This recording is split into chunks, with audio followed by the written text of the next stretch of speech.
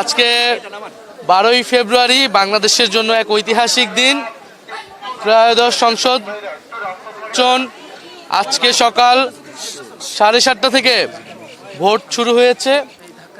আমি এই কেন্দ্রে রহমতুল্লাহ আমার ভোট প্রদান করলাম। আমার জীবনের প্রথম ভোট আমি প্রদান করলাম। নীরব পরিবেশেই নির্বিঘ্নেই আমি ভোট প্রদান করলাম। আমি জনগণের প্রতি আহ্বান জানাচ্ছি, সকলের প্রতি আহ্বান জানাচ্ছি, আপনারা নির্বিঘ্নে নির্ভয়ে উৎসবমুখর পরিবেশে আপনারা ভোট কেন্দ্রে আসুন।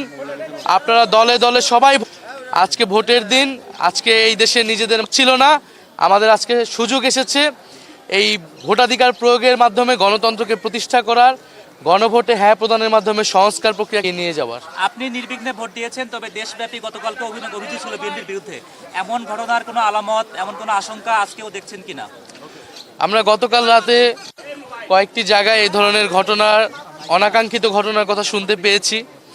রাতে আমাদের দল থেকে প্রেস ব্রিফিং করা হয়েছে, আমরাও সোশ্যাল মিডিয়ায় এই বিষয়ে কথা বলেছি। আমাদের বিভিন্ন প্রার্থীর সমর্থক, তাদের উপরে হামলা করা হয়েছে। কুড়িগ্রামে আপনারা দেখেছেন আতিক মুজাহিদ, নোয়াখালীতে হান্নান মাসুদ, হাতিয়াতে, এছাড়াও এরকম কয়েকটি জায়গাতে, আর হাসনাত আবদুল্লার এলাকায় কুমিল্লা 4 দেবিদ্বারে, সেখানে কিন্তু ক্রমাগত কয়েকদিন ধরে একটা ভীত সন্ত্রস্ত পরিবেশ তৈরি করে রাখা হয়েছে।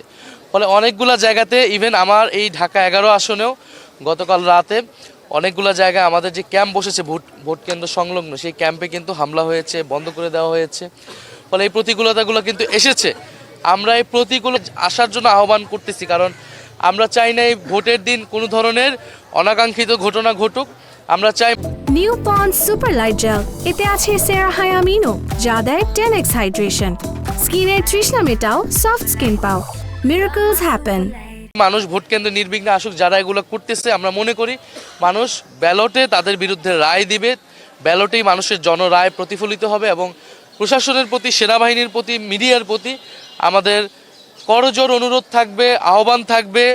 আমাদের এত আন্দোলন, সংগ্রাম, আত্মত্যাগ সব কিছু ব্যর্থ হয়ে যাবে যদি ভোট সুষ্ঠু না হয়।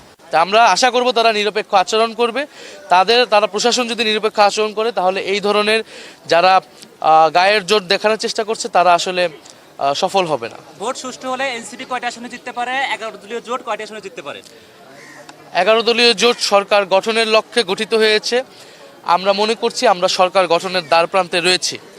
ফলে সেই লক্ষ্য, সেই আত্মবিশ্বাস নিয়ে আমরা কাজ করছি। ইনশাআল্লাহ যদি ভোট সুষ্ঠু হয়, জনগণ নির্বিঘ্নে ভোট দিতে আসে, ব্যাপকভাবে উপস্থিতি নিশ্চিত করাটাই আমাদের এই মুহূর্তে প্রধান লক্ষ্য। সাধারণ মানুষ যাতে ব্যাপকভাবে ভোট কেন্দ্রে উপস্থিতি দেয় এবং আমরা ভোট কেন্দ্র পাহারা দিব। ফলাফল না নেওয়া পর্যন্ত আমরা ভোট কেন্দ্রের সামনে থাকবো, মাঠে থাকবো। তরুণদের প্রতি সবাইকে আহ্বান জানাচ্ছি। এখন পর্যন্ত যে পরিস্থিতি, তাতে নির্বাচনের ফলাফল যাই হোক, আপনার সেটি গ্রহণ করতে কোনো সমস্যা হবে কিনা? অবশ্যই আমরা জনরায়কে মেনে নিব নির্বাচন সুষ্ঠু হলে। আমি গতকাল রাতেও বলেছি, এখানে নির্বাচন সুষ্ঠু হওয়ার অনেকগুলো ক্রাইটেরিয়া রয়েছে। এটা আমি বললাম, আর একদল বলল, তার মুখের কথা সুষ্ঠু বা নির্বাচন ভণ্ডুল হয়ে যাবে না। এখানে আপনারা মিডিয়ারা রয়েছেন, সোশ্যাল মিডিয়ায় পর্যবেক্ষণ হচ্ছে, সোশ্যাল মিডিয়া সাধারণ মানুষ কিন্তু তার কমেন্ট করবে। প্রচুর বিদেশি পর্যবেক্ষকরা এবার কিন্তু এসেছে ব্যাপকভাবে, প্রচুর আন্তর্জাতিক মিডিয়া রয়েছে। সার্বিকভাবে আমরা কিন্তু বুঝতে পারবো ভোট আসলে কতটুকু সুষ্ঠু হচ্ছে, কতটুকু হচ্ছে না।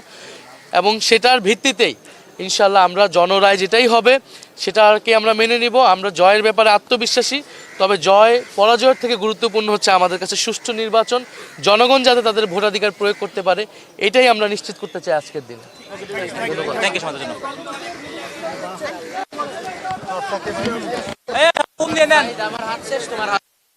আমার আঙুল ফাইড়াই গেছে।